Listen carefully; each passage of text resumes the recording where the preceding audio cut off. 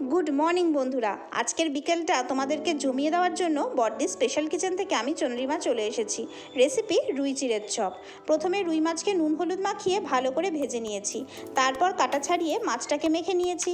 এর মধ্যে অল্প স্ম্যাশড আলু, পেঁয়াজ কুচি, ধনেপাতা কুচি, লেবুর রস, ভাজা রসুন ও ভাজা কাঁচা লঙ্কা দিয়ে ভালো করে মেখে একটা পুর বানিয়ে নিয়েছি। এবার পাতলা চিড়ে ভালো করে জল দিয়ে ধুয়ে ঝাড়িয়ে নিয়েছি।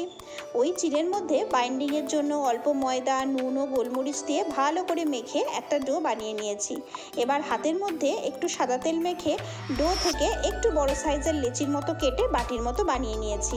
এর মধ্যে মাছের পুর ভরে মুখটা বন্ধ করে চপের আকারে গড়ে একটু ময়দা মাখিয়ে সুজির কোট করে সাদা তেলে ডিপ ফ্রাই করে নিয়েছি। আবার তোমরা চপটাকে ডিমের গোলায় ডুবিয়ে সুজির কোট করেও ভাজতে পারো। এটা স্ন্যাক্স হিসাবে বাচ্চাদেরকে টিফিনে দিতে পারো।